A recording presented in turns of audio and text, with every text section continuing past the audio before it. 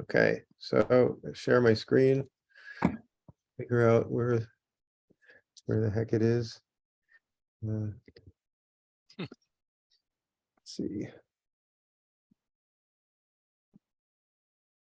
Okay, there we go. You see that? Yes, sir. Yeah, looks good. Okay. All right, so here we are. First thing is, there we go. So here's the agenda, the usual introductions, a little bit of club business from me, and then contest update from Andy, and hopefully a wrap up on the 10-meter effort from Chris. And then John Miller, K6MM, will talk about ham radio, the lighter side, why we do what we do. And I couldn't help noticing from his QRZ page that he had his call only differed by one letter from mine, from my original call, except for that his evolved from WV2 and mine evolved from WN2 like 10 years later, something like that. Anyway, moving on.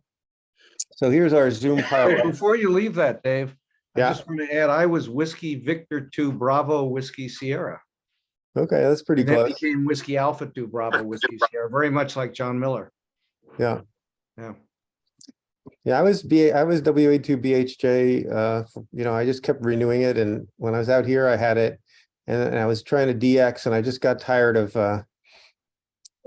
having to when they go by the numbers, and I had to be a 2 and compete with all the 2s. So finally, I thought, forget that. But the answer to that is when somebody runs a list like that, you can go in the 2s, or you do the 6s and do 2 portable 6. So you get 2 shots at it. Yeah, there you go. Yeah, that's the way to look at it. Okay, move on. Here we go. So we can check in. There's not that many of us, but I was gonna do it by birthday month this time. And so let's see, anybody from between January and March? Alpha Japan 6 Victor.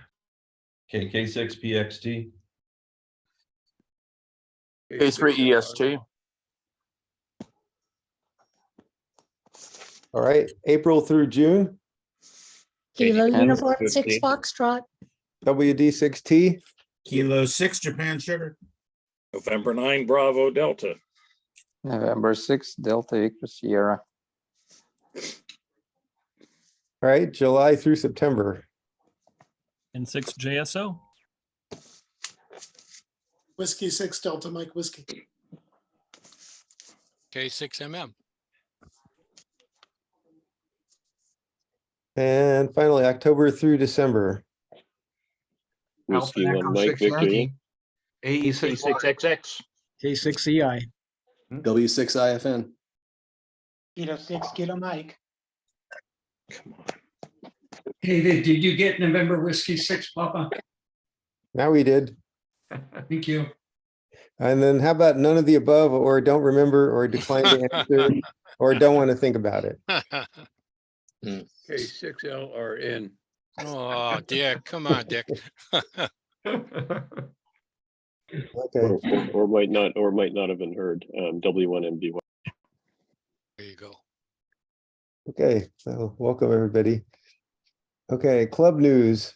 A couple of things that we need that I'm gonna pester you about. First of all, I don't know if you heard, but Gary had a health issue. He's feeling better, but he doesn't feel up to doing the awards manager business this year, which basically amounts to making sure the certificates are printed and that the awards, the plaques are ordered. So if anybody can step up and do that, we really could use it. Second of all, we used to have the awards meeting in a venue in the South Bay that has subsequently closed. And we'd like to do the awards meeting in person if the COVID numbers maybe go down again. But we really need ideas for venues. We still have Cattleman's in the East Bay, but it'd be nice to have a venue in the South Bay. So you South Bayers, kind of ask around, or maybe someplace, or if you have any ideas, please send them to Greg or me. And finally, I'm sort of walking off a cliff here with my presidency. I've been president for 3 years, and so by April, we need a new president. So think about it. Think about who, if you don't feel up to it, think about who you think would be a good president, and then try to talk them into it, and I'll do the same. Moving on, the next meeting is going to be Tuesday, January 17th, another Tuesday on Zoom. The speaker is going to be Andreas Junge, I guess you pronounce it, N6NU. And he's going to talk about Node-RED for station automation and remote control. Node-RED, if you don't know about it, is a kind of a graphic programming language where you make block diagrams to represent your programs, and it's user friendly and easy, and it easily ties in with lots of different kinds of interfaces, and so it's easy to make things that will talk to Green Heron or Flex or Stepper or whatever. And he's done some. I think he developed a framework specifically for amateur radio. So it'll be really interesting to hear what he has to say. RTTY Roundup again. I mentioned this last meeting, but just another reminder, coming up fast, and we're going for the gavel again. And there's a lot of great reasons to do it. RTTY is a lot of fun. It's more fun than you think if you haven't done it for a while, or if you've never done it. Once you get into it, it's fast paced. And also you can take off times.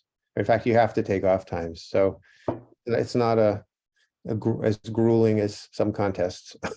It's also a good opportunity, if you can do it, to try SO2R or something like that.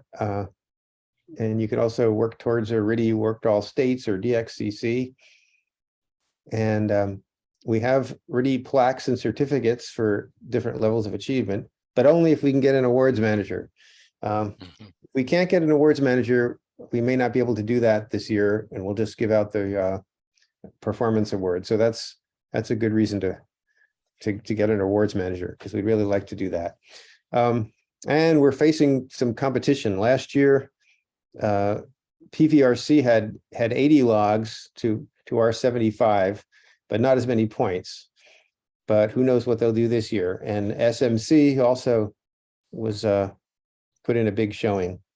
So we can't relax and rest on our laurels. We need to diddle away.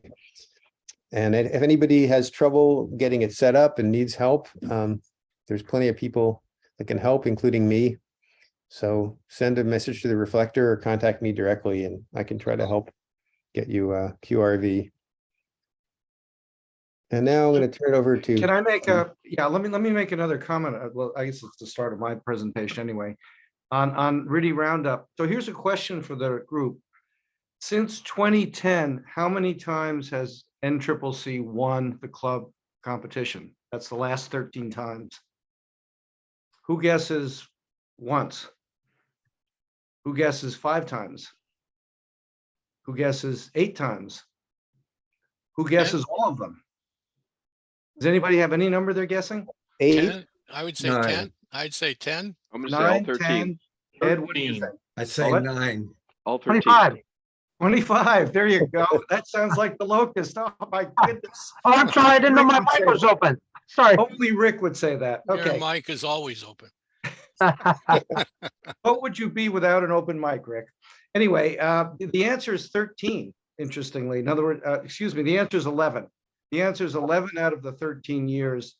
The only years we did not win is 2015, when something called the Minnesota Wireless Association won, of all people. And then in 2017, PVRC won. So we have won 11 of the last 13 years, including the last 4, I guess, 2018, 19, 20, the last 5 years, 2018 through 2022. So let's keep it going again. And I echo Dave's thoughts that this is a focus contest, which we obviously have done very well in. Okay. Okay, did you turn it over to me, Dave, by the way, or not? Yeah, do you want me Go ahead. to stop sharing? Yeah, I'll I stop guess. Wow, sharing, what is so- that? yeah, That's a whoops. great picture. Whoa. Wow. Uh, Is N6WM on? What is that? Oh, that's a VHF array from Germany, but could be 10 meters if you Wow. stretch it a little bit. Okay, I'm gonna stop sharing here. If the guy were a little smaller, it could be 10 meters. Is Chris on, is Chris N6WM here? Yes, he's logged in. Okay, Chris? What I wanted to do in my report, instead of having slides and the typical contest reports, really wanted I want to talk about RIDI Roundup, which Dave did, fortunately, but also have some talk about the contest last weekend, the 10-meter contest, which many of us participated in. It was really great, in my humble opinion. I was only on for 8 hours. I got home from work. I had a commitment. My firm had a partnership meeting most of Saturday. That kind of wiped me out. But I got home from work, I don't know, 6:30 or something. The band, it was dead. And I turned on the radio and I could work W0YK and I think K6, K3EST, WD16. I thought, well, all right, they'll work 5 guys locally. And then tuning around, I suddenly hear a faint W3IP. I didn't know who he was, but I called him, made a contact, and he said, Virginia. I said, wait a minute, all I've been hearing is Northern California. And suddenly there's a guy in Virginia. And then, as you all know, I guess it was the sporadic E that opened up Friday night, which was really cool. And then lots of other parts of the contest. I only got on little bits and pieces here and there, made 250K. But it was amazing. And it's wonderful to have the kind of 10-meter propagation that goes in certain areas. And you work 10 guys in one state. For example, I had nobody in Rhode Island until Sunday morning. And then in the space of 5 minutes, 3 Rhode Island stations called me. You know, that kind of thing that just happens. It's kind of amazing. But many of us did very well. So Chris, let me turn it over to you because you were going to lead a discussion. So if you can do that, that would be great, wherever you are. Boy, this is timely because I literally was having audio problems until about 1 second ago. Okay. As soon as I fixed my audio, I heard, over to you, Chris. Oh, actually, before I go over to you, Chris, I'll give you. Good evening, everybody. How are you? I'm going to give you 20 more seconds. I want to quote something that from a 3830 report. This is from Whiskey Mike 5 Radio, who operated K5TR. I'm sure anybody on work K5TR. They have 25 elements on 10, for example. So he says, years when we have conditions like this remind me of how wonderful the magic of radio is. You can hear the world turning. You can even feel like you hear the ionosphere almost breathing at times. I mean, that is a great description of what it's like to be on 10 meters when it's open. Okay, go ahead, Chris.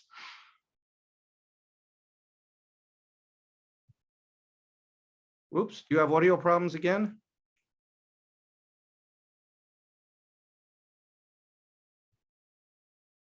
I see, Chris, you're trying to mute and unmute yourself. While Chris is doing that, let me ask a couple of other people who I know were very active to just talk a little bit about what they thought about the contest.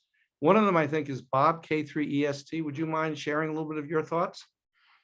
Sure. Well, as everybody pointed out, 10 meters has to be turned. And the nice thing about it is it's like the poem. When she was bad, she was very, very bad. And when she was good, she was great. So that's essentially explains 10 meters. The band was actually as good as it gets during the day. The only thing they could expand from our point of view out here is more of an opening into Europe and more of a nighttime opening into Asia. If we had those scenes going, it really is rock and roll time. It's really great. It's fantastic.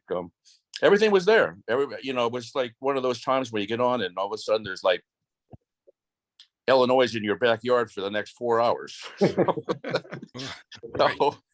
that's how it sort of went. And in terms of interesting propagation, I just wanted to point out really 2 things. One is on late in the like after about 1 o'clock or so in the afternoon, all of a sudden it becomes fantastic opening to the maritime provinces of Canada.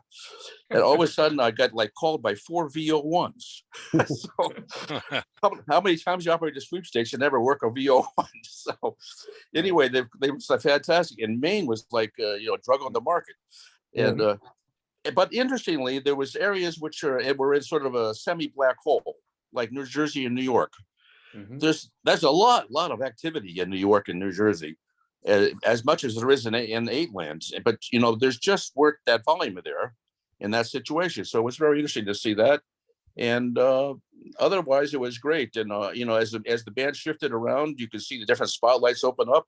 All of a sudden, you're working like 50 Marylands in a row. So, and next time there's no more Marylands, and you're working Wisconsin up the gazoo. So, and so it's really great to see that sort of thing. It's going to be that way for the next several years. So get yourself in the chair and really have fun in this contest. It's fantastic. And as I said, if it opens up to Europe, that'll be the sign where we've actually arrived on the West Coast. It really works and stuff. So anyway, it was fun. I had a great time, and that's my story. Yeah, I remember, I think it was the ARRL DX contest of 1992, working Europe on 10 with a vertical, which is all I had at the time. And it was just incredible. It was so easy. Bob, I have a question. One of the multipliers in one set of multipliers are the Mexican states. And I looked it up because I didn't know, but there are 32 of them. Now I found in my 650 QSOs, I worked one guy. I think he was in Aguas Calientes, AGS. And he called me. I didn't hear any other Mexicans tuning around the band. So how many Mexican multipliers did the stations did you get, for example? Do you know? Well, yeah, I worked a 9. 9. Wow. And in the past, long ago, the most I worked was 13. So they do get on. It's just an add-on in terms of a mult. That's really it is. I found I had the luxury of being able to have several beams. So I always had one beam constantly at 120 degrees, no matter where I was beaming. So, and I had all these Mexicans called me. So, because all the W's were pointing east-west, and I probably had a strong signal into Mexico at that time. So the answer to your question is they do get on. There's not a lot of them. And if you could work 5 to 8 or 9, you've done a good job. Yeah. Okay. I have a comment on those. I'm back, by the way, guys. I have a comment on those. One, the Mexican states thing, that was sort of an olive branch from the ARRL to the XCC group. And unfortunately, though, the ham situation in Mexico is really, really bad as pertains to government licensing and such. So for instance, there's no way to get a reciprocal license to operate in Mexico. If you want to operate there, you need to activate somebody's actual physical call. I learned all this from XE2K, who shared a lot of this stuff with me. So I've never worked all the Mexican states. I worked, I think 8 of them this time out of 2,000 Qs. I worked at 8 Mexican states. So, I'm glad that Bob spoke, because he was going to be the one that I called on first to talk about his experience, Andy. Okay. Because he's just a mountain of information in that regard. So, well, I was also going to call Chris on you and Dave, WD6T, because you guys both have put in a lot of Qs. Why don't you take over and run this for the time being, though, if you don't mind? Sure, no problem. So basically, obviously the band was hot. I operated from K6LRG remotely, which was a little bit difficult because in rainy conditions tend to fade, and so had some internet problems from making 2,000 QSOs.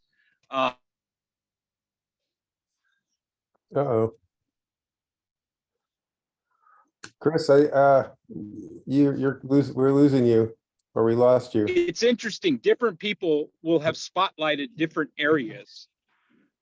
Kind of unique. So, for instance, Bob was saying he didn't hear much New York. I worked a bunch of New York. I had a just call me. Are other people losing him too? Or? Yes. Yeah. Yes. Can you guys hear me? Yeah, it's kind of marginal. Feels like you're on 10 meters right now. There's QSB on you, Chris. Digital QSB. Well, Worse. Chris has muted himself. Let me ask, if I could ask Dave, if you wouldn't mind commenting a bit on your experiences as a big station last weekend. Sure. I just want to say, in case anybody doesn't know, like Bob EST's made like 2750 QSOs on phone alone. So congratulations to Bob. That's pretty amazing. It looks like Chris is back. Are you back? No.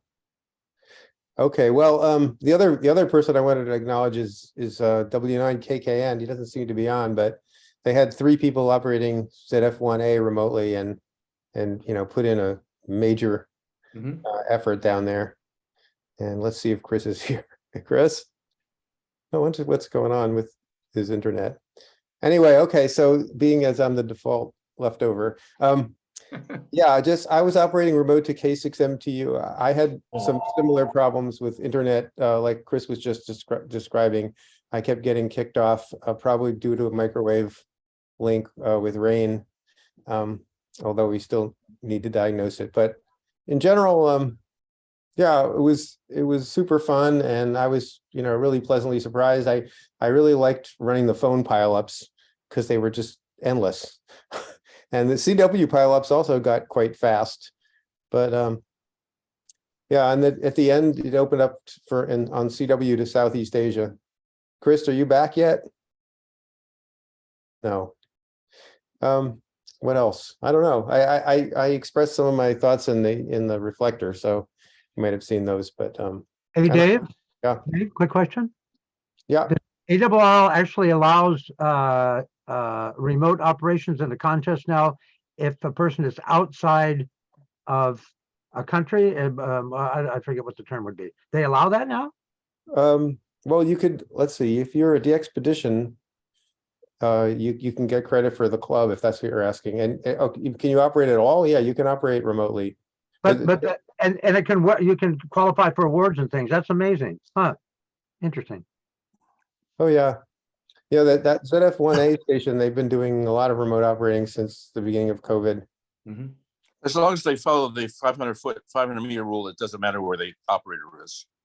Right. It could be on Mars. So the interesting thing, commenting on what Dave just pointed out, I'd like to also mention the fact that Europe was the fringes of Europe were only open from us out here, like basically EA, CT, and the UK area. Further in, like F and D, never heard of F, never heard of DL, never heard anything Zone 15, and it really was just marginal. Is that right, Dave?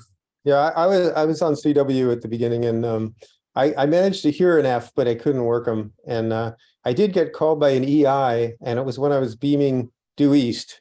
And then I tried turning the beam and listening to the couple of Europeans that I could sort of barely hear, and they got weaker. So it was definitely some kind of skew path. Oh, it looked like we got Chris now. Take it. You're Chris, muted. you're muted. Yeah, now you got me for real here. Sorry about that, guys. Strange audio problems using my phone. It's very strange. It's unusual not to hear Chris. No, what was interesting is, the ZD7 was super, super loud. I don't know how many people worked the ZD7, the Ascension guys, but they were loud on both modes. I worked into northern UK. It's interesting. You could work with Ireland, and there was maybe a couple of Mike 6 whatevers, but I think that we were not making it into the southern part of UK, just the northern part of the United Kingdom. Also the TF, there was a TF on the air. There's a lot of DX on the air. And one of the things that's really nice about this contest from my perspective, what I've learned is, mostly from Bob Cox, by the way, is that the ARRL 10 meter contest is one of the few true international DX contests that are sponsored by the ARRL, if not the only true international DX contest sponsored by the ARRL. What that means is the Europeans can work Europeans and still get points. And that makes it a lot more appealing than like the international DX contest phone or CW, where they have to work Ws only. So the potential for this contest is huge. Plus you have 3 modes of propagation. You've got your F2 propagation, you got sporadic E, and then you've got a meteor shower every year on that same weekend. That all 3 of those things could potentially add to the propagation. So when you get wacky good solar conditions, and you combine it with the sporadic E and the what is it, the Geminids or whatever. I need Bill Haddon to clarify that for me, but it's pretty remarkable. And I had a great time. And I used a 3-element 10-meter beam to make all 2,000 contacts. I have a question about the propagation.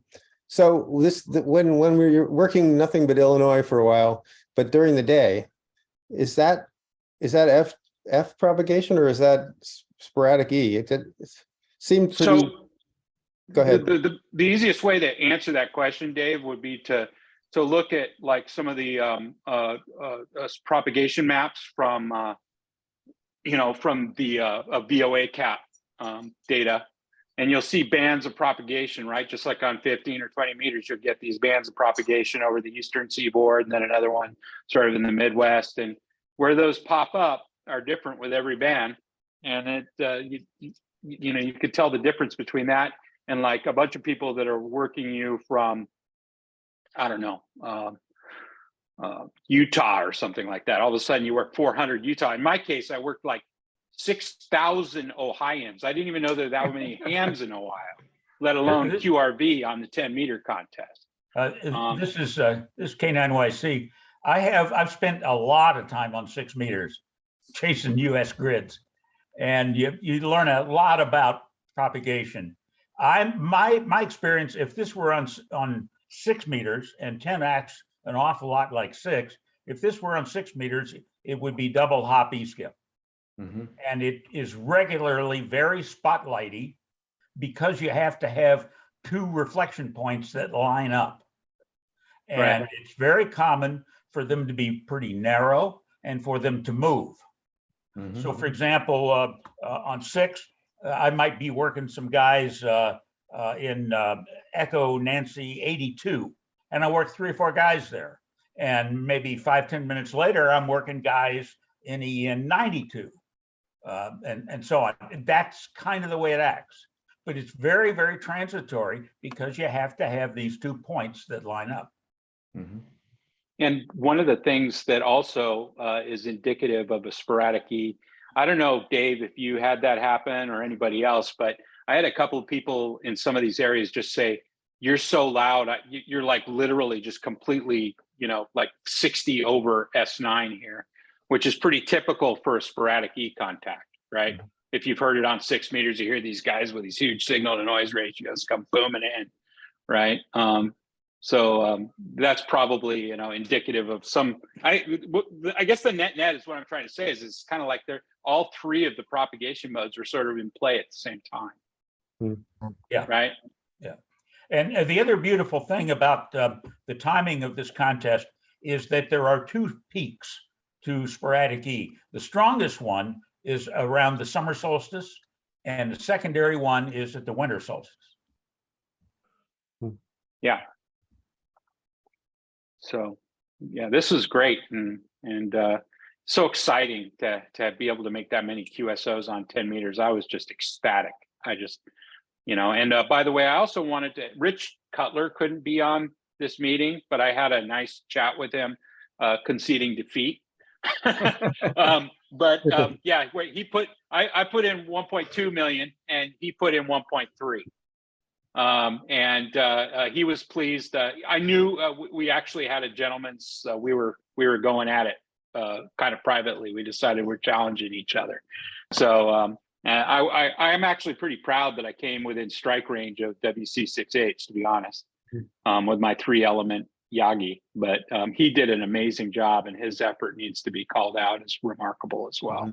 Hey, Chris, can you say something about the club effort? Because you were flogging that. How did that turn out? So I think that we've got our 50. I just need, I don't have the full numbers yet. So I still need to crunch the numbers. I'm not really prepared. Sorry, I literally You have a lot more walked than that already on 3830.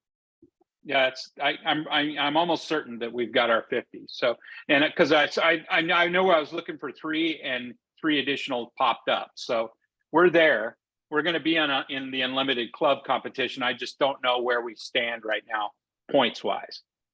I will try and work that out and send something out to the group. I wonder if Bob XX has any comment. You also made 2,000 Qs and put in a very, very major effort. Is there anything you want to add? Wasn't really a major effort. I only was screwing around, seeing how much rate I could run. But yeah, it was a lot of fun. The last time it was this much fun was 2000, because we got gypped on the last cycle. That runt cycle never really produced the kind of 10-meter contest that we enjoyed this last time. But yeah, like everyone else has said, it has all sorts of different personality. All the code-free techs, we used to call them, the guys that can operate phone only on 10 meters, get on in huge numbers, and that's always a lot of fun. But sometimes it's a Florida QSO party at midnight, and sometimes, like this time, you don't work Utah and you don't work New Mexico. And of course, a lot of times we don't work Europe, but anyway, it's always a lot of fun when we have good solar numbers, and this was one example. I'm looking forward to next year. Over. No doubt. No doubt. Hey, Bob. Bob, did you really only operate 13 hours? 13, a little more than 13 and a half. That's Wow. remarkable. Actually, I that's basically, the only time I searched and pounced was for Europe, because truly I wasn't expecting to do anything close to 2000. I was just there to goof off and see how fast I could run. And this was, I think, the fastest I've ever run for 13 hours. So yeah, a lot of fun. Congratulations. That's remarkable. If you take out the hour and a half or so I was searching and pouncing for Europe futilely, I did work France, but very few Europeans. If you take that hour and a half off, the overall rate was really high for California. Hey, Bob, you mentioned Bob, what antenna are you using now? What have you got up? Almost everything was a TH7, although I had two C31 SS or XX C31 Force 12. What is it, Mr. Locust? The C31? C31 XRN. XR. Yeah, I had two of those on fixed on Japan, but virtually everything was with just a TH7 at 35 feet. Amazing. Hey, Bob, you mentioned these no-code people. Were they like field day and sweepstakes? Most of them said, please copy. Because you have to deal with that. Yeah. Bad joke. Sorry. I'm inoculated from that. It doesn't bother me like it does some people. It usually goes something like, "Dad gun, I never heard California on 10 meters before." I heard that a few times. Yep. Yeah, one guy said to me, he was a Florida guy, and I gave him the report. He gave me his report, and then he came back after the QSO. He came back and said, "You sound really unhappy to work Florida." And I said, "Oh, sorry, my radio just crashed a couple minutes ago, and I'm just recovering myself." But anyway. But overall, what a wonderful effort, and I want to thank everybody in the club for jumping in. I know it was short notice. We kind of decided at the last minute to really kind of, or at least I did, to jump in and try and rally the troops on this one. And I just want to thank everybody for doing so and with such short notice. And I hope you all had a good time. And yeah, well, Chris, as a VPCC, I want to thank you for flogging the contest. I really appreciate it. And personally, I'm not sure I would have got on. I had a lot of other things to do this weekend, but I wanted to at least make some points. And boy, I'm glad I did, because this was really a lot of fun. And it also makes us think about next year will probably be even more fun, frankly, because this was great. And I can see the attraction, because I've done this from Aruba sometimes. When you're on the air continually all week or most of the weekend, you really see the propagation change minute to minute, hour to hour. Of course, a 10-meter contest is not 48 hours. I mean, it is 48 hours, but you don't work 48 hours. So It's a little more humane than some other contests, but you get the real experience of seeing the propagation change over the course of the weekend. For example, there was, I guess there was no ES Saturday night. At least I didn't hear any. The band seemed completely dead. Is that true, or was there something? That's true. No, that's true. Yeah. It's pretty remarkable. I was an observer of the contest. I had 3 screens running on my home entertainment room screen. And I was watching Bob VNC, watching what Bob was doing, seeing his log and his rate. And I had the scoreboard on, and I encourage everybody to get on the scoreboard. It just adds a lot of fun. You don't have to monitor it if you're operating, but for an observer like me, it was enjoyable seeing what was going on. Yeah, and there's one other thing I wanted to mention, Andy, based on what you were saying about understanding the propagation by staying on the air throughout the day, is that this is a great contest. Both this and even the 160, ARRL 160, are great contests for people who haven't had an opportunity to operate at a multi, right? Whereas I'm very usually in the 15-meter chair at Ken's for the entire contest. And so I do 15 meters from the beginning of the contest to the very, very end of the contest. And by doing that over the course of years, you learn to master propagation on that particular band that you're specializing in. And so this is very much the same way, where if you do the 10-meter contest every year, you'll become a master propagation expert in 10 meters. So. By the way, did anybody notice W6JTI's QRP score? Yeah, that was a killer score. Fantastic. Great. Yeah, it's a winner, I think. I've spent a lot of time during 7QP sitting next to Frank, and also field day, and that boy is a pretty serious operator. Yep. Jim, thank you for the spots. You were out there spotting for the club, and I saw it, and I appreciate it. Good. Well, I remember we used to do that. That was that may have been before your time. But, no, I remember. Yeah, NCCC has a long history of serious spotting, and I was surprised to see I was the only one doing it. Maybe Gary will give you the spotting award this year.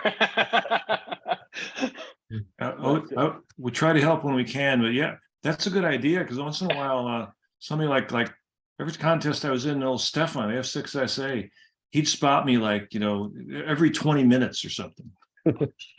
Well, our philosophy back in the days of chasing the sweepstakes was that we spotted everybody. We spotted the other stations to work as well as our team. And yeah. Okay, well, as I'd like to wrap up this discussion. Thank you very much, Chris, and thank everybody else who participated. Sorry for the tech problems earlier. Yeah, no problem. Well, I shouldn't say no problem. It was a problem, but it was. It turned out not to be a problem. Thanks, Chris. But I do want to mention also, in addition to ARRL Really Roundup, which we talked about at the start of the meeting, that WPX is coming up. We have traditionally focused on WPX. It's a great club activity for many reasons. I reprinted a column from 20 years ago in the Jug. If those of you see this month's Jug in my column, and the things to do and the ways for us to do well as a club haven't changed in 20 years. The strategy is pretty simple. And a couple of elements on it are, of course, to get as many stations on the air as possible, to get some multis together, because WPX is a contest where 2 or 3 guys in a multi can do better in a score than if each of the 2 or 3 guys operates their own station. That's not true in sweepstakes, for example, but it is true in WPX because of the cumulative nature of the scoring. And then the third important issue is travel stations. And I know when we won it, for example, in 2002, when we scored 253 million points and set the club record, probably half those points were from stations that were de-expeditions. There was our station in Aruba. There was the HC8N people. Maybe it was 2003, I'm thinking. It's one or the other of those years. And I think Tom 8B5A also, or whatever call he used then, also contributed. And we got over 100 million points is my recollection from travel. Every year we won the club competition, more than half came from our expeditions. I think that's generally true, and it's impossible to win, for at least for us, without that. So I'm not sure what the situation is this year, and I know Rich is on, so I want to ask him if you could turn yourself back on, Rich, about N6 PJ4K and what you folks are doing in terms of WPX. Yeah, if you have plans, and also to what extent it counts for the club. Since yeah, so I plan to do a single up all band, so 100% for the club for so a that'll be for single sideband. operator. I assume that's sideband. Yep, sideband. CW probably no operation, I would guess. Okay, well, that'll be very helpful for the club because that'll be over 20 million points. You'll probably get, my guess is you'll end up with 25 million or something in that range, which is great. We're going to be on from P40L/P49Y. I'm doing CW and John 4 W6LD is doing phone. So between our two efforts, we should end up with 35 million or so points or something in that range. Are there any, 8P5A Tom is rebuilding his station on the Bahamas. I don't know if he still would be a club member because I think he's living on the East Coast. Does anybody know what his current status is? Andy, did you say Bahamas or Barbados? I'm sorry. Barbados. Thank you. Oh, okay, Barbados. okay. Yeah. I thought he changed. No, you're absolutely right. In fact, what happened is he lost his lease on the place that he was renting, but he apparently bought or leased some land on a hilltop. And we're putting up antennas right now as we speak. Ravelli's going down there to help him put up the antennas. Aha. But I'm not sure if he's going to contribute anything to the club anymore. The answer is that if he's outside of the area, if this is a CQ contest, it does not count for the club. Even if it's an expedition, is that true, Bob? It doesn't If he matter. doesn't live here. The operator's site does not live. He's no longer in the NCCC club area living. So that's the Okay. difference. All right, well, there you go. Mhm. Are there any other expeditions that anybody is thinking of doing? Chris, you were talking about possibly going to Brazil? Yeah, I'm going to Brazil for the RIDI contest. By the way, it's a separate club competition for okay. the WPX RIDI, and then the CW and phone are, I think, combined for a competition. Right. So yeah, I'm going to PX2A for the RIDI. Yeah. We need a hip. Bob, Somebody needs to T3EST, get I think muted you're here. QRMing us. If you can mute yourself. Sorry. Yeah, no problem. Yeah, no, Great. you're correct, Chris, that the RIDI is a separate competition. The club competition I'm referring to is the old traditional CW SSP one. We came in 4th last year, by the way. But we're well behind the winner. The winners, the first 3 clubs were all, well, I should say the Americans were Yankee, Clipper, Potomac, and Frankfurt. They're all East Coast clubs. And then there were several DX clubs that did very well as well. So I don't know that we have a realistic chance of winning no matter what we do. However, if we get some more DX expedition stations, that would be very helpful. So if anybody is thinking of doing it, let me know. This would be very, the club can certainly use those scores. I'll tell you what, Thanks. Andy, if I can get over these health issues and pick up where I left off on my P5 quest, I will let you know when I'll be on the plane to Pyongyang, okay? Yeah, I was just going to suggest that, Rick. I was just saying, if you're still interested in operating from North Korea, this is the Oh, yeah. ideal time. Yeah, I've just taken a little break. I spent 10 years, but Now, unfortunately, in WPX, a P5 prefix is not worth any more than a P4 prefix, but nonetheless, I'm sure you would do well. Yeah. Yeah, because half the world needs the entity. Well, more than probably 99.9% of the world needs the entity, of course. That's right. Yeah. I'm still Okay. being followed by the CIA and stuff, so they know I haven't given up on it. All right. Does anybody else have any other thoughts about WPX or any particular exciting plans that they could share? Andy, I'm also, my trip to Brazil is an exploratory too. So if things work out, it's not completely, since I got a friend that lives there and I could stay with him, it's not out of the question that some of the more mainstream contests could become part of my future there. So just That would be great. FYI. Yeah, that would be great. Okay. All right. Well, I think that wraps it up for the contest report, Dave. I'll turn it back to you. Okay, let me just share my screen so I can show my one more slide. Just 1 second. Let's see. Is it going to make me go through the whole thing again? How do I make it full screen? What is that? Holy crap. That, yeah, it's a German VHF station. That's all I know. Trying to invent an Omni. Yeah, I With was high thinking gain. if that guy were 20 feet tall, those could all be 10-meter Yagis. It'd be pretty impressive. Yeah, Yeah, well, I'd like to see the phasing harness on them. I found this, and then the caption was how to win a VHF contest. Wow. All right, well, here's the picture.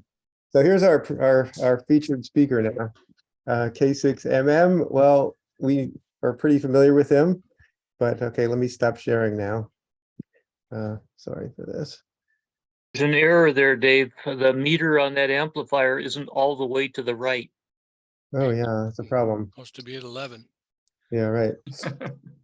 Okay, so John kind of has done it all. He's been a de-expeditioner, he's a contester, he manages our website and many other people's websites. He's been the president of the NCDX Foundation and NCCC and et cetera, et cetera. So, and he's entertained us in the past at the holiday party. And since we couldn't have an in-person one this time, thought we'd have him present again via Zoom. So with that, turn it over to John.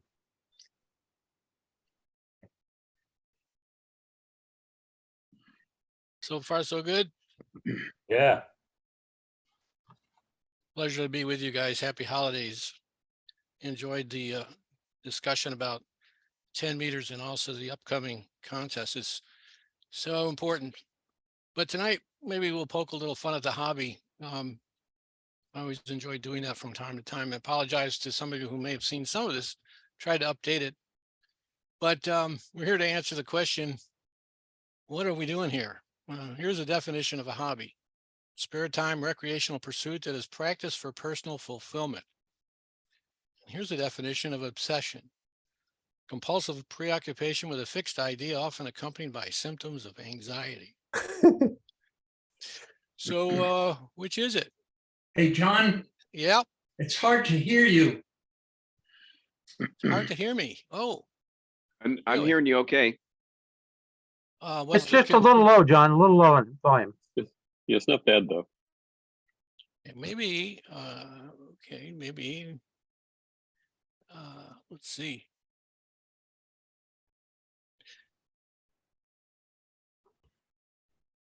Yeah, this was Tom into the 6P. I could hear you, but it's really light. Okay. Does addiction come after obsession? I'm trying to Hold figure on that one out. second and let me try one thing here. Yeah, no fear of reading ahead, Rick. Okay. Hold on one second here. Let's see.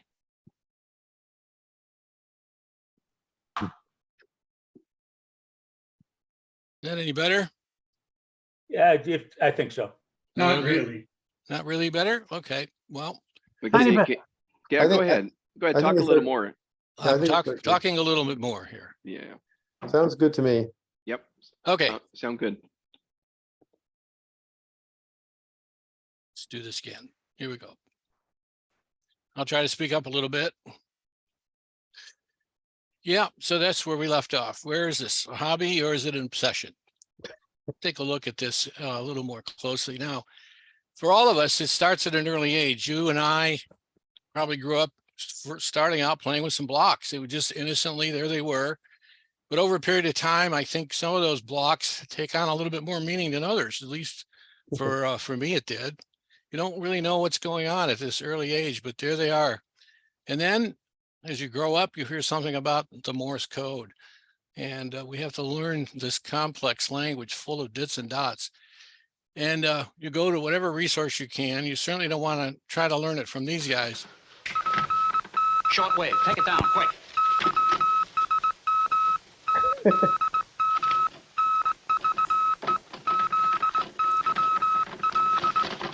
What's it say? Ah, shut up. What'd that mean? You too? Yep. So you don't want to use those as your Elmers, that's for sure. But with some good support, you can learn the code. And for me, it turns out I just tended to focus on the letter M. I don't know why that was, but my mother used to tell me later, you know, you always used to call Dada out an awful lot. I didn't hear Mama from you very much. And I said, gee, I don't understand why. But later on, I think I put it all together. I finally realized why that might be the case.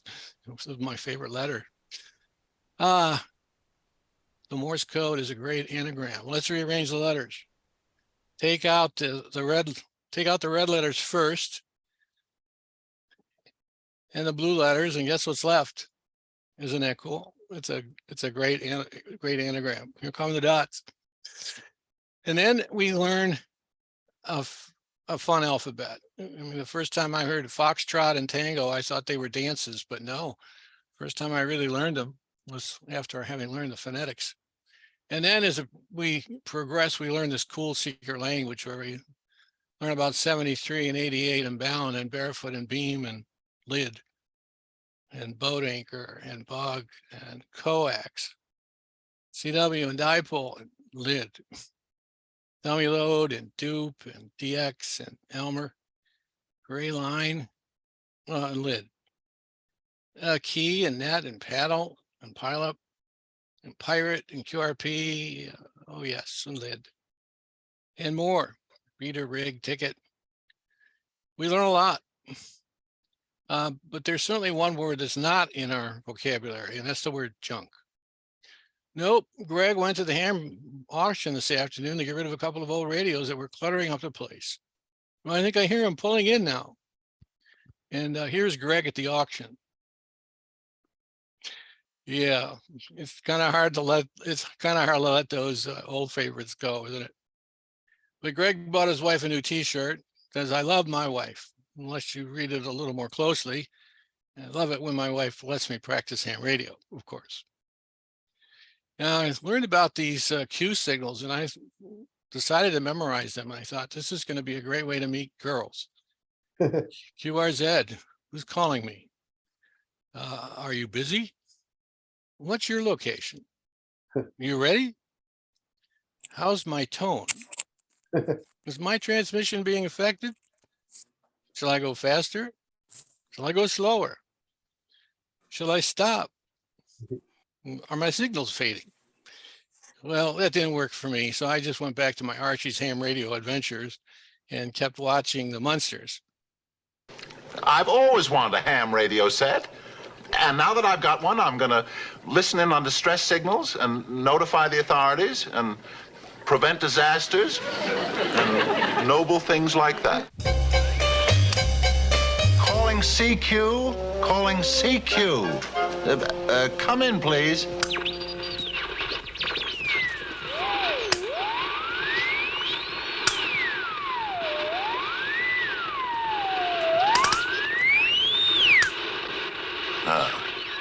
Well, that didn't happen to us at 10 meters, did it, this last time? Well, one thing's for sure, we love our shacks. They're better known as ham caves, and they come in all kinds of flavors, sizes, and so forth. Some are dark and mysterious. These are actual photos of people's ham shacks I've collected. There's Ron Castro, N6IE. There's my friend Rich up in Seattle, W6RS. Some people, they like to keep the shades closed and keep the lights down, keep it dark and mysterious. Then there's some other ones who just have built these futuristic shacks. They just love the blue fluorescent lighting all around. It's like they're in a spaceship of the future. Some are pretty clever, however. Local guy, Phil K6 Tango Tango, decided to buy a used mobile news van, parked it in his yard. And when he wants to operate, he goes out there and just raises up his antenna and operates as long as he wants and doesn't bother anybody. He certainly gets around the HOA, can't bother them. And that's how he's operated from time to time. And some caves are just plain cozy, like Rick's, this is his picture of his shack, true definition of armchair copy. We, regardless of what our shack looks like, we just have grown up learning to turn knobs and spin dials. We just have to do that. It's part of the hobby. And some of us are happy with just a few knobs and dials, like Hank. Most of his world is around his matchbox. He's got a few. There's Bill and Stefan and Dennis. A few people though need a few more knobs. There's Ron again with, more. There's Bob and Jim and Ross with theirs. And then David out of Buffalo, New York, he needs a lot more knobs and dials. You of us need a lot more knobs and dials. But then there's some of us who just need serious therapy.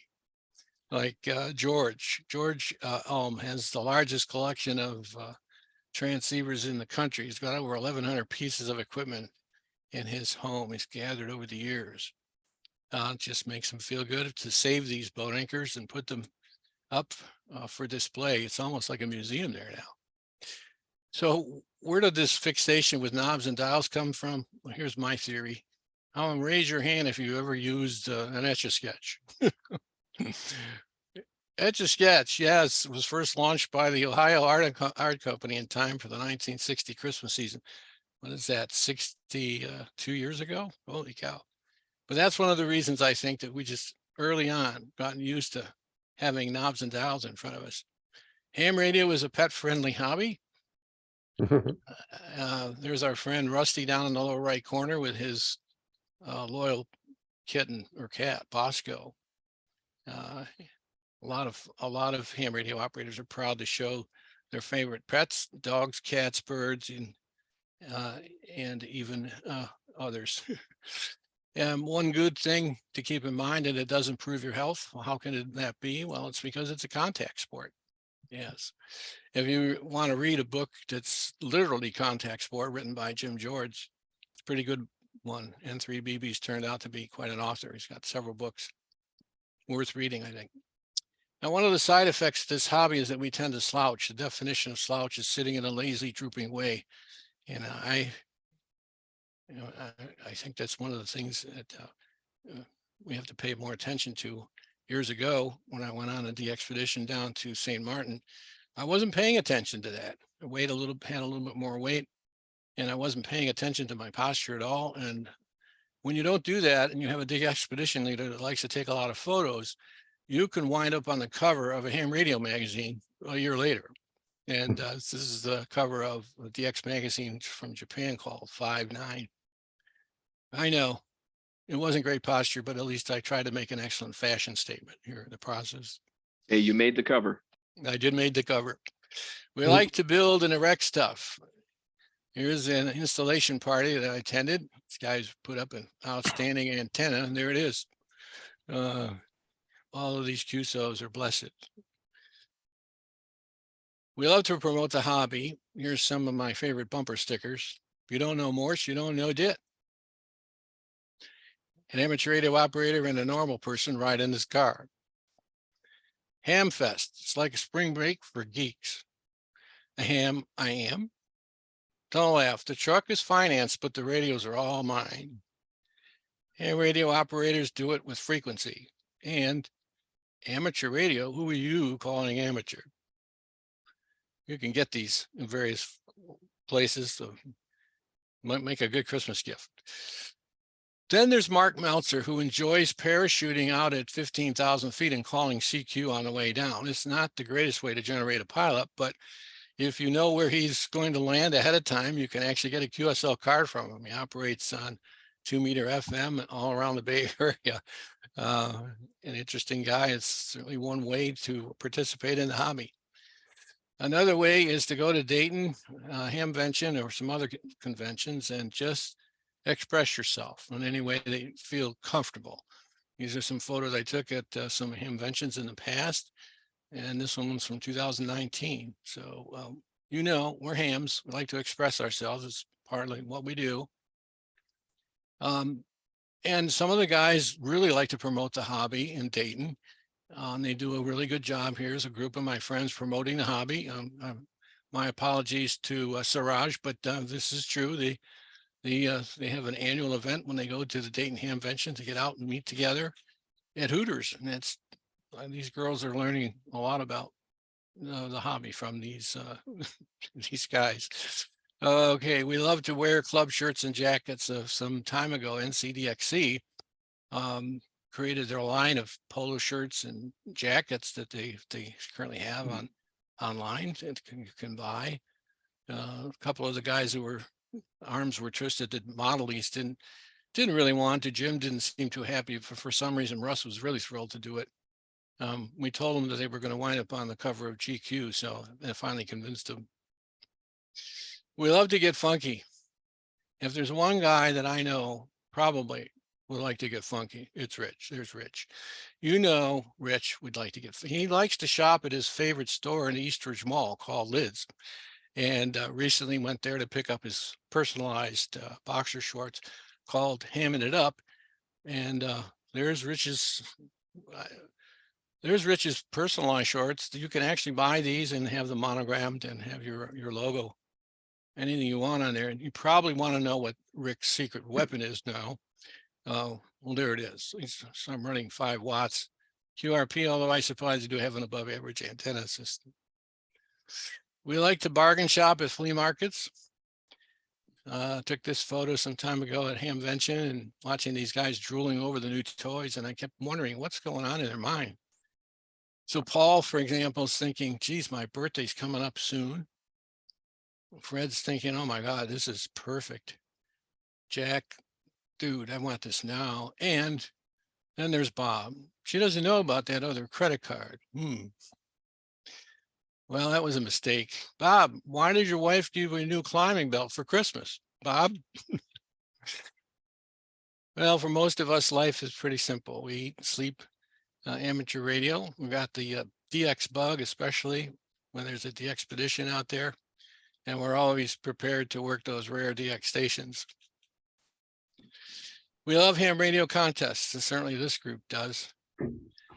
We sometimes actually win an award, both individually. These are shots from some of our past award ceremonies. Some of you are on the call today. And we like to win as a club. As Andy's pointed out, we've gotten, what, 11 gavels just from the RITI Roundup. And we also send our very best to compete at WRTC. There's a chart showing all the guys that have participated in every WRTC. We've even got a couple coming up for 2022. Now Alan, AD6C, is going to represent OC2. And then we talked about W2SC, who's not part of he's not really officially a member of the club because he's moved east, but he's going to be out there representing North America 1 in Italy. Pretty good. Now, for some operators, contesting can be a real hair-raising experience. But this is not a problem for Bob anymore.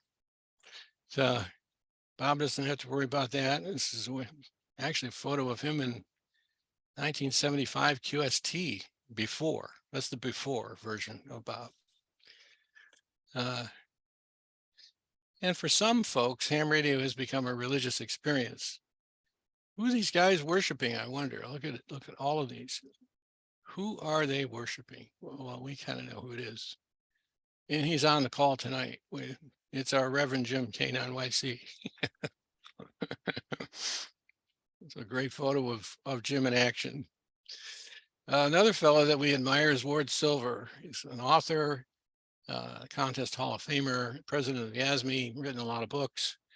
One of the books that he's written that's made it into all of our laps at one point or another is probably Ham Radio for Dummies. And if you get to page 294, reading about all of his secrets. Number 5 says, try different things. As you become more comfortable with ham radio, feel free to dabble in anything that catches your fancy. Sooner or later, you'll discover something that makes you want to dive in deeply.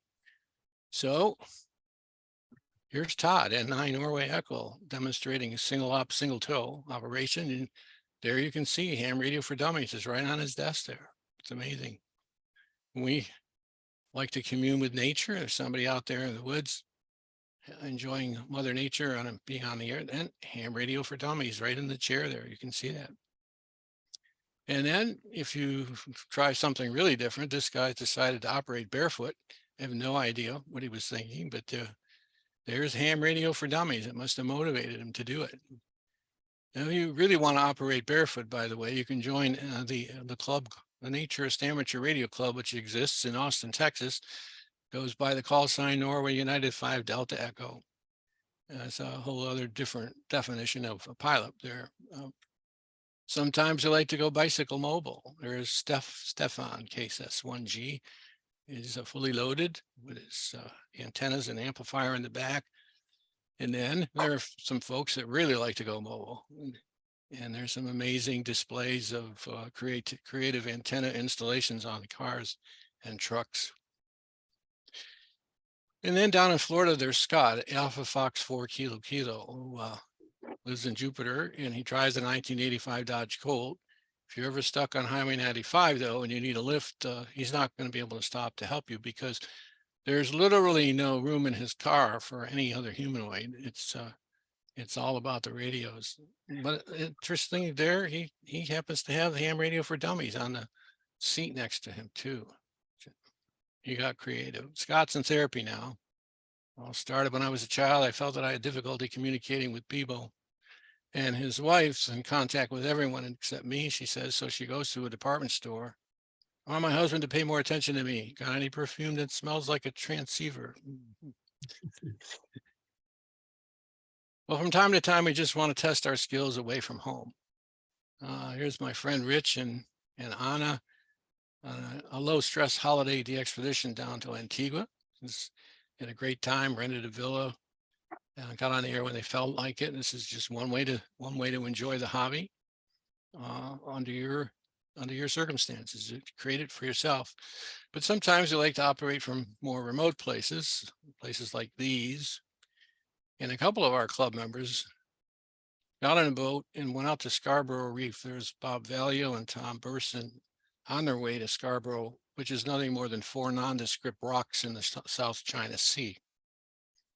And there's Bob on rock number 2. And he had all the comforts of home. He had an umbrella to keep the sun out of his eyes. He had a full tank of gasoline for the generator.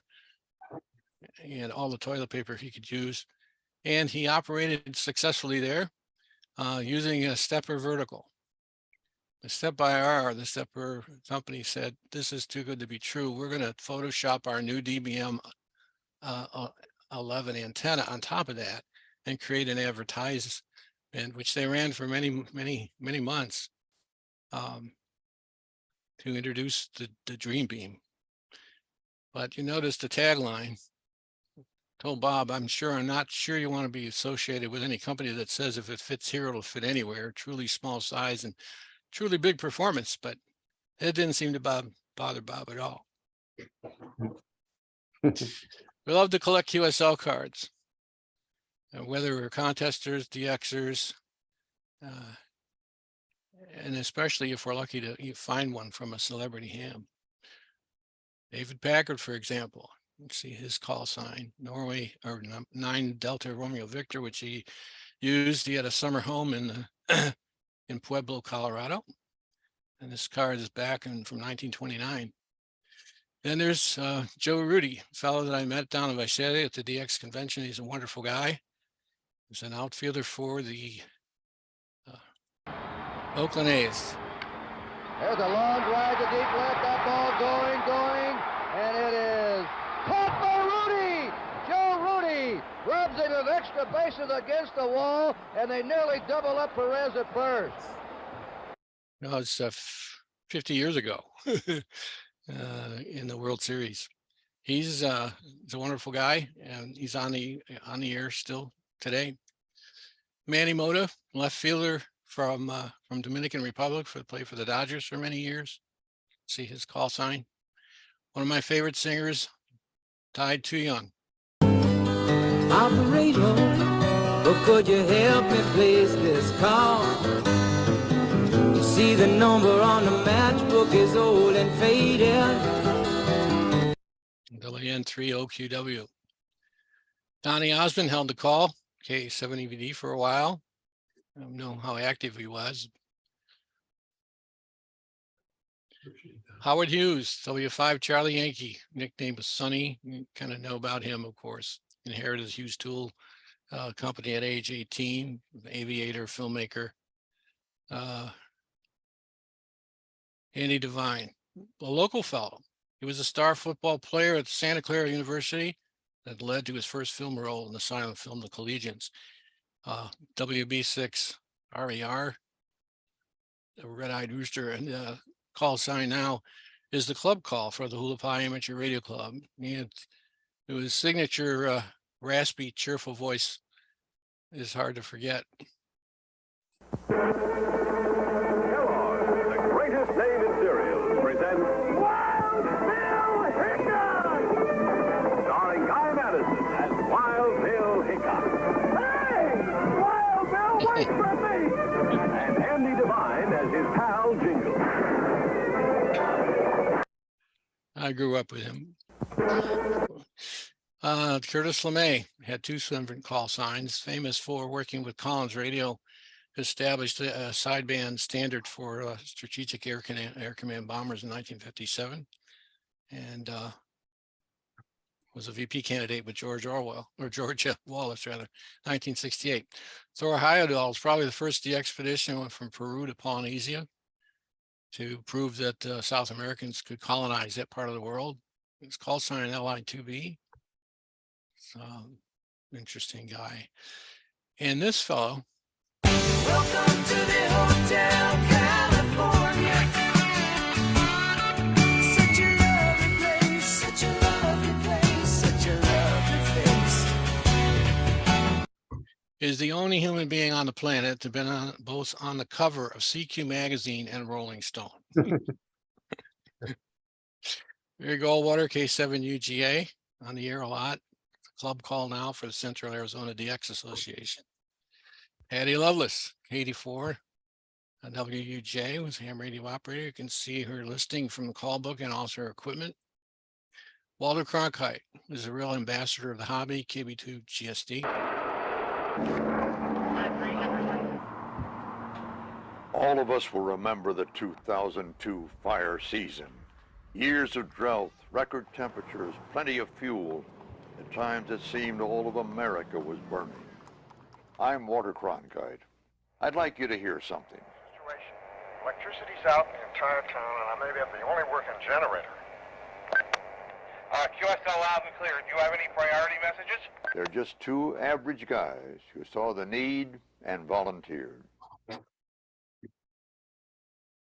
King Hussein of Jordan, Royal QSL card on the air. Tom McShane actually met him one day. Lance Bass held the call KG4 UIY. His license is expired, but he's one of the members of the NSYNC pop singer group. Chet Atkins, quote, he loved to listen to the 160-meter sideband banner on his Hammerland HQ 170. Stu Cook, bass player for Creedence Clearwater Revival.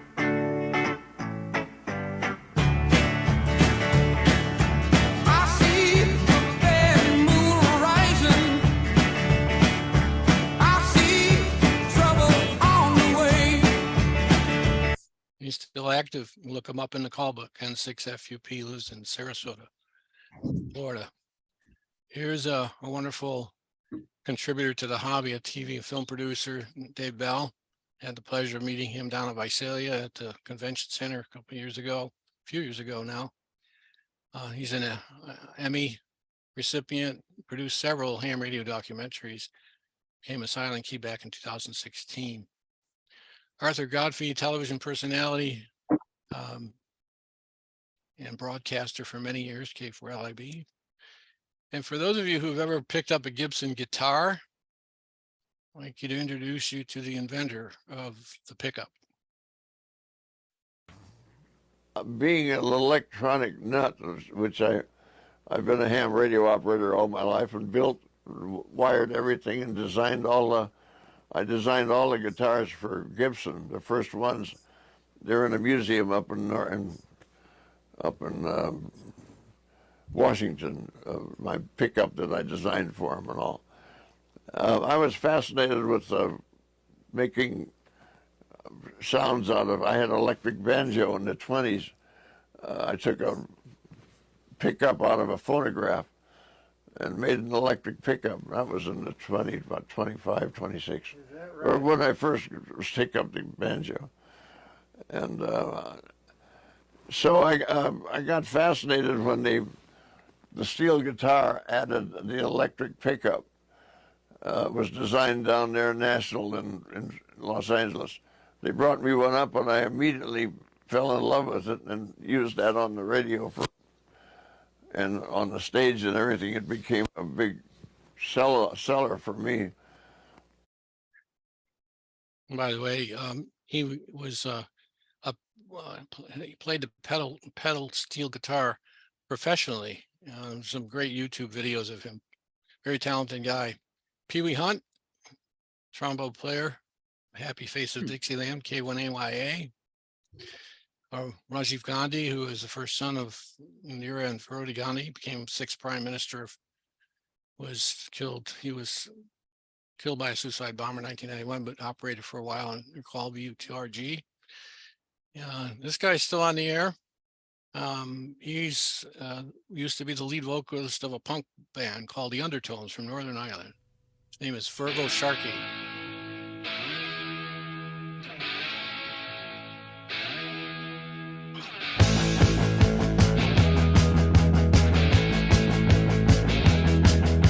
Now I've got a cousin called Kevin.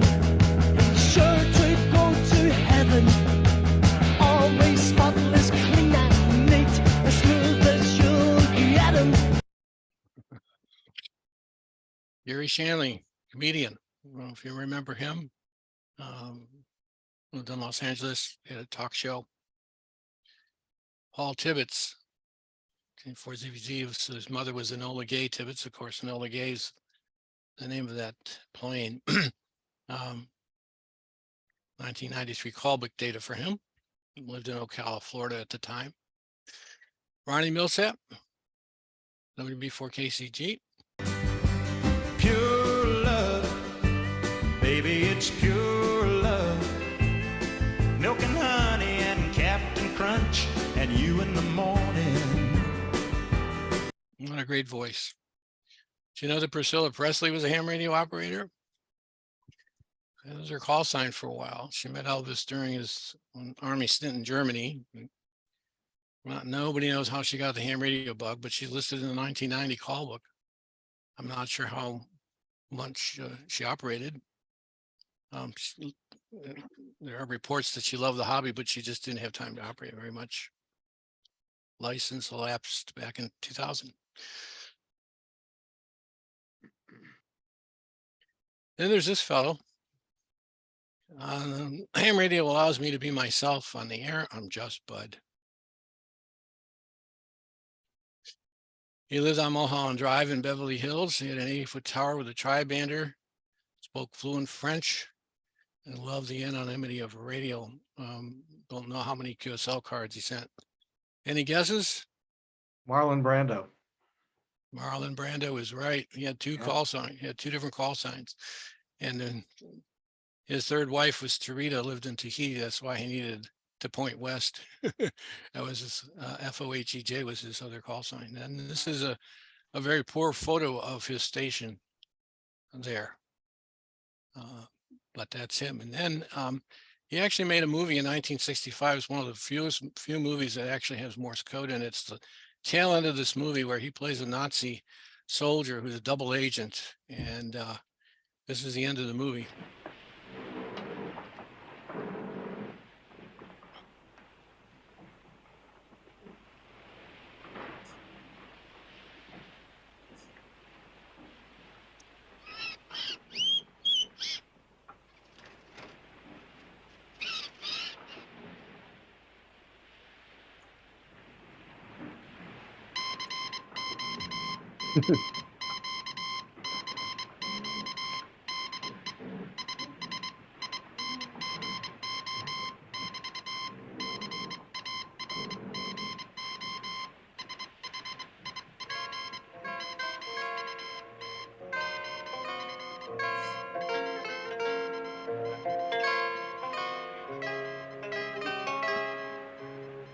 It's a good movie.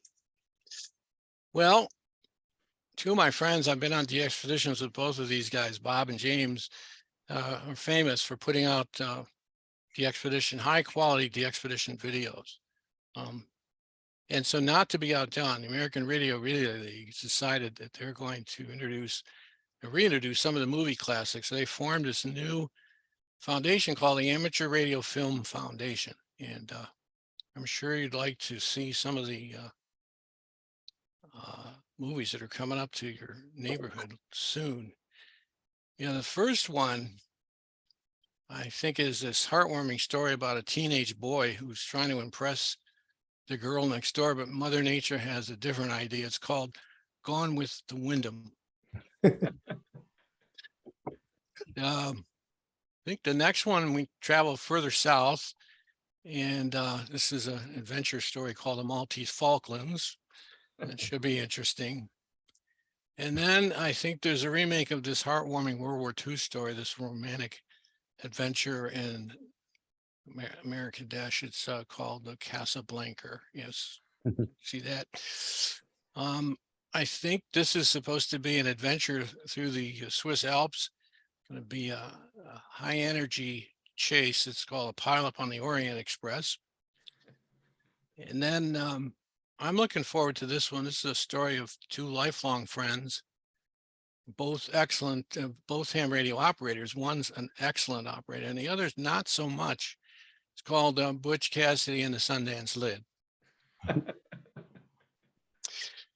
I'm not so sure about this one's supposed to be a remake of the Revolutionary War and supposed to be a musical called Yagi Doodle Dandy. I'm just not so sure about this, but you know, we'll see. And then I just learned that Joe Taylor, of all people, is playing a detective in a remake of Fatal Attraction. I think he's got his letters mixed up and he might be confused about it. But look at that smile on his face. You can see why. Do you remember the World War II thriller, The German Boat? It's called, yes, Das Boot Anchor. That's right. Das Boot. And Daniel Craig is going to do a remake, playing 0073 of Live and Let Die Out. You know, can't wait to see that. This should be interesting. This is a musical comedy sponsored by the National Homeowners Association called The Silence of the Hams. Yeah. And around the holiday season, we have this boy who's kind of trapped in his house with this electronics kit and gets into a lot of trouble. It's called Home Alone. I'm really looking forward to the remake of this musical called Hamelot. And location of this castle, of course, is in Virginia City Highlands. And the king of the castle, of course, is King Thomas there. Mm-hmm. And then last but not least, you can guess this one. It'll be Nightmare on Elmer Street. Should be a really scary one. Actually, just before loading up the slides, I got some breaking news that the two Bobs are combining forces, believe it or not, to do a remake of the comedy classic from Mel Brooks called Blazing Paddles. Can't wait to see that. Yeah. Life is simple. More beans, Mr. Taggart. More beans. Some of you are looking forward to retirement. I'd say you boys have had enough. And I know why you're looking forward to retirement, because you probably have seen this Schlitz commercial before. It's pretty famous. If you look down at that message, it says, thoughtful wife Is that Paul Newman? knows that her husband tunes in on Schlitz. Reception's good. For Schlitz is a very good taste that beer lovers changing with an ultra high frequency. Taste Schlitz yourself. You'll soon know why. There she is coming in, nicely coiffured with a tray and a nice cold bottle of Schlitz. And look at his expression on his face.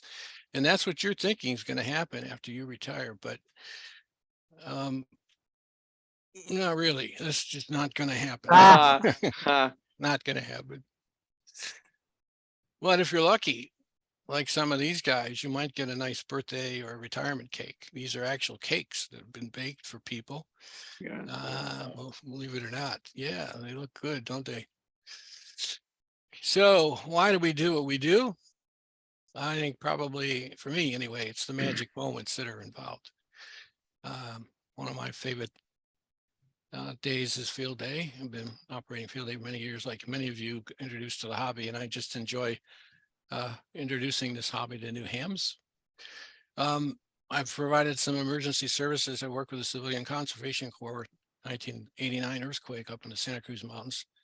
That was not a pleasant time for the Bay Area. Hopefully we won't have that again. It's wonderful to meet face to face with someone that you met on the air. I was privileged to meet Marty Lane, OH2BH, and Don Miller and Dave Bell, some other guys over the years. And that's one of those magic moments that you just don't forget. I'm still collecting QSL cards. My first card was 64 years ago, December 30th. And not long ago, and around Thanksgiving, I got a card from Mount Athos, from the famous monk Apollo. Oh, yeah. Which is a very hard place to get confirmation from. It was one of those happy days. And like you know, collected my share of awards and recognition. I'm really grateful for that. It's nice. There's some part of the magic moments and the memories that make this hobby so wonderful. It's great being on one side of the pileup where you're actually looking for your call sign when you're working a new one, like VK0EK. But it's even more fun if you can be on the other side of the pileup. And I've been privileged to go to some of these rare locations to, to work people around the world, and even some of my friends here in the Bay Area. Lucky to be able to go to some places that most Americans never get a chance, and most radio operators never get a chance to see.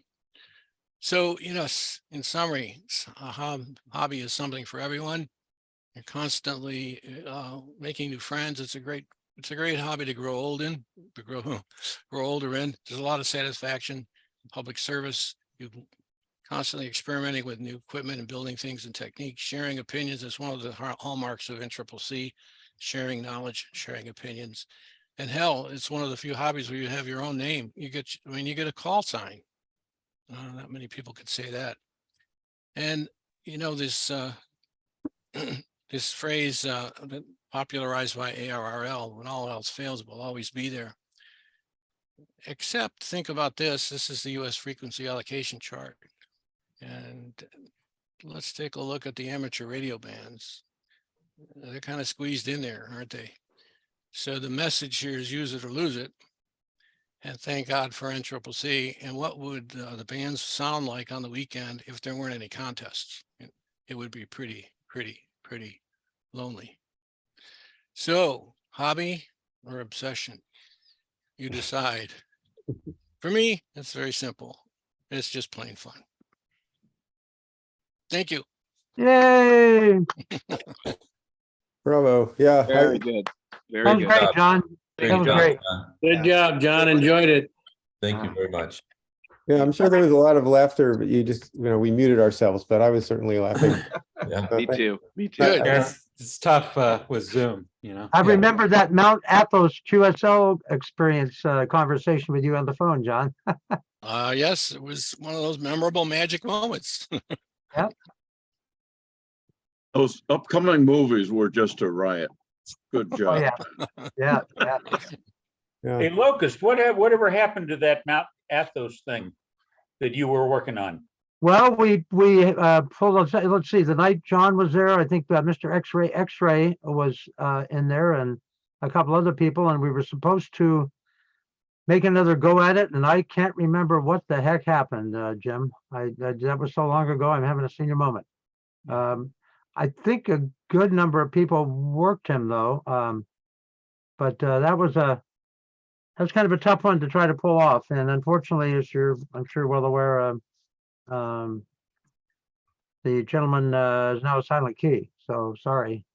Yes. I remember being signed up for that and never got the word of the of when it was actually happening. You're kidding me, because everything. Gosh, how did everybody else get there? If they must have been an email that went astray or something. Gosh, Jim, sorry about that. But thanks for working on it. Yeah, it was. Your heart was in the right place. It was an effort, let me tell you. But I'll never forget Mickey Mouse's K6MM's. I still remember our telephone conversation, John. I could just feel the excitement as you shared the experience of getting that. Matter of fact, you had a mug. Didn't your son-in-law or somebody put together a mug, a coffee mug? Is it part- Yeah, one of my kids took the QSL card and you know how you can do these things. I have a mug. Yes. This is Tom, NW6P. Do you hear me okay? Yeah. Yeah. Oh, great. I just wanted to say, John Miller, you did an absolutely fantastic job. Lots of work going into it. And just one quick story about the 10-meter contest. I had Matt WX5S operating here, and he worked a guy NW2P. He was a former member of our club. I didn't get his call, but in any case, he liked my call, NW6P, and he found that it was possible for him to get NW2P, which was kind of funny. That's N6EE. Oh, that's right. Yeah, that's Thank right. you. One other, announcement.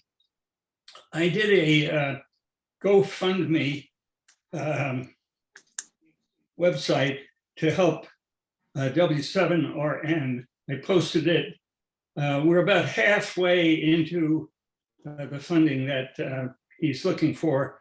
I'm going to post it again, and I hope you'll have a look at it. And you know, a little bit helps a big, whatever the amount is. Thank you so much.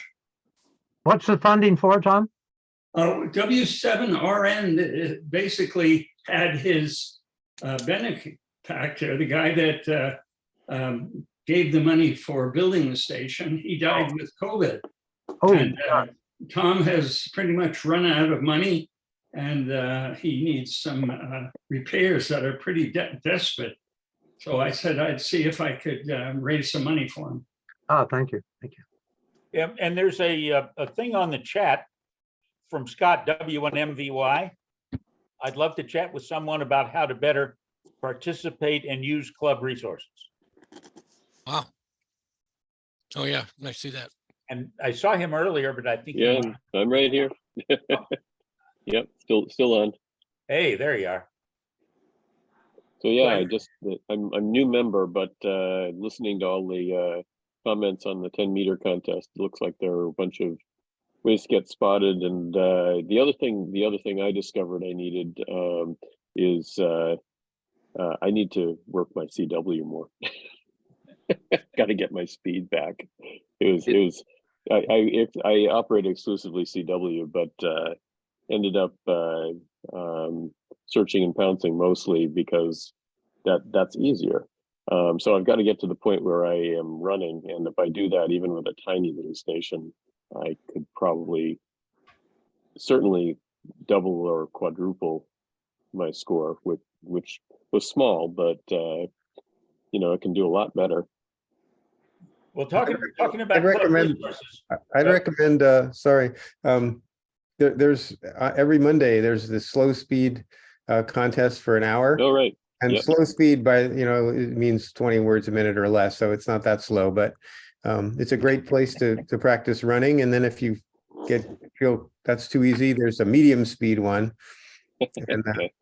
yeah, and that one's I think on Tuesday or Saturday. W6SX seems to do them every week. So you might check with him.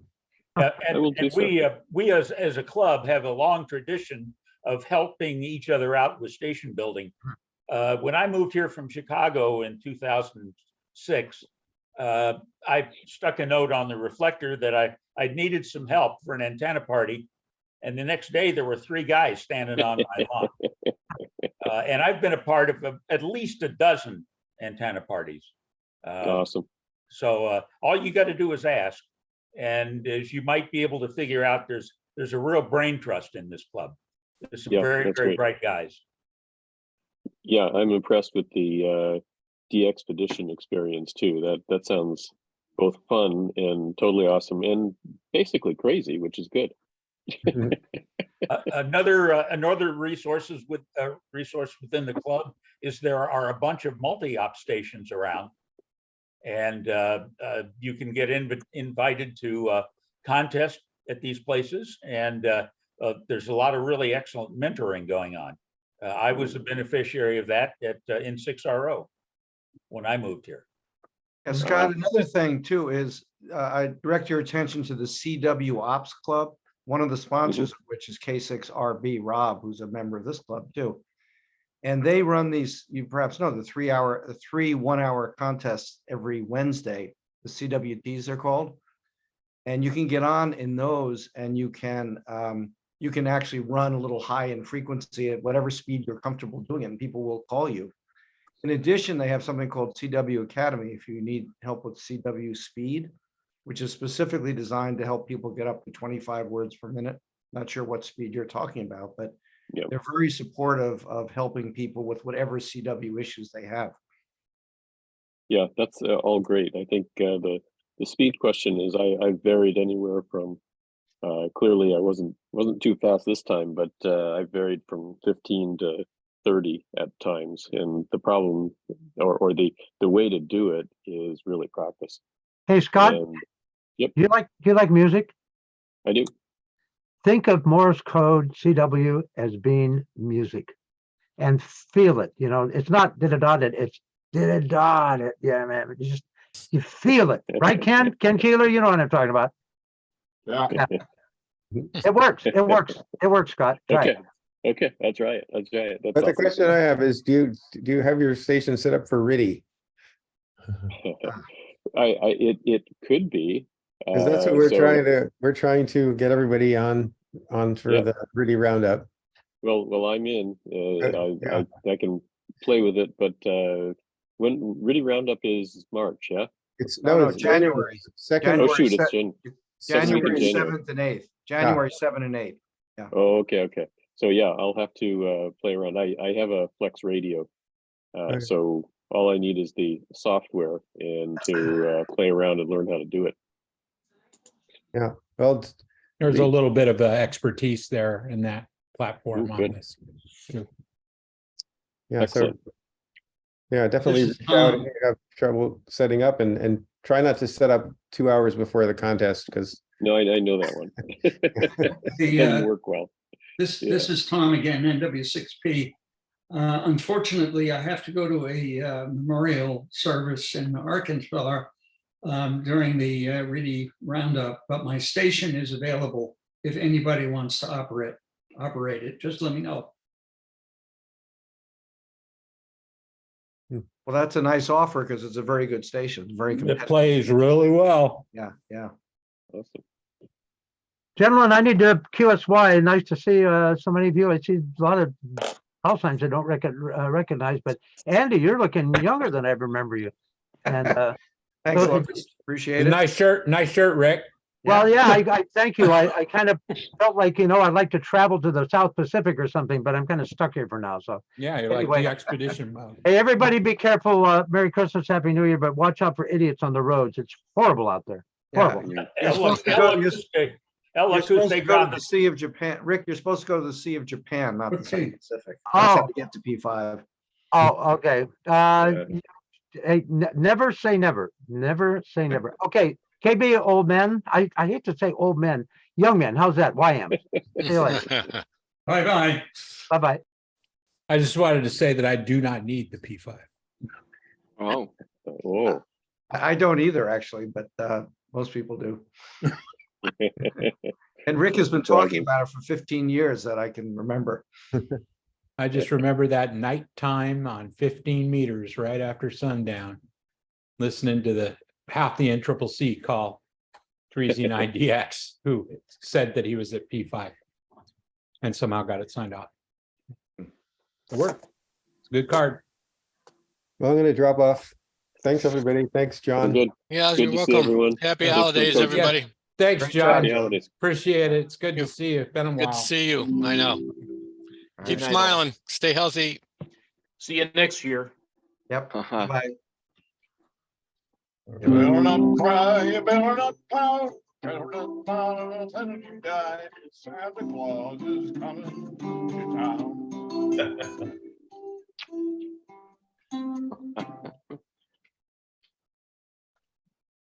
Bravo.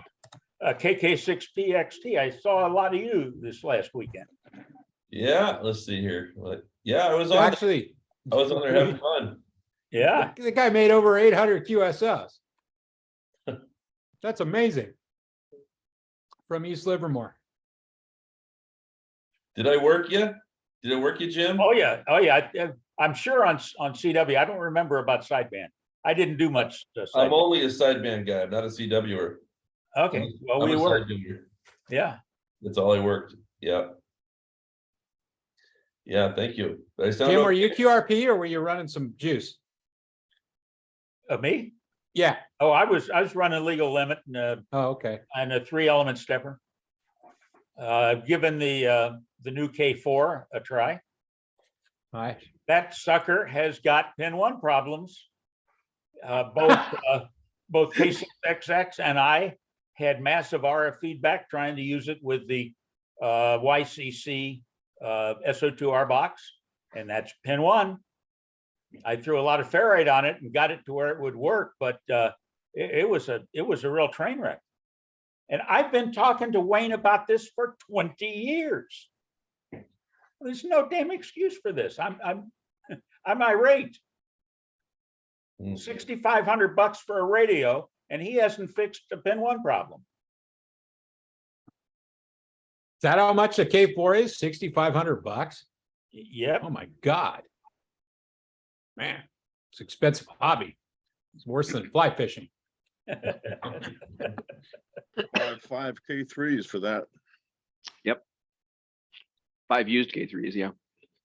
Yeah. That's a good trip to Sao Paulo with food and lodging.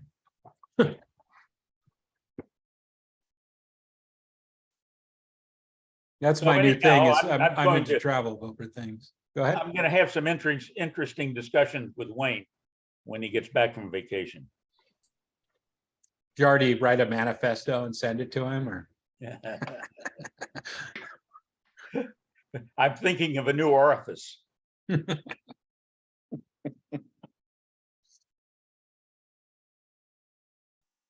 Well, it was a great meeting. Yeah, That was a a pretty good meeting. It was kind of a no pressure, kind of nice meeting. Yeah. Yeah, the thing, yeah, the thing about a comedy meeting with, or humorous meeting is to have it in person and you hear the laughter.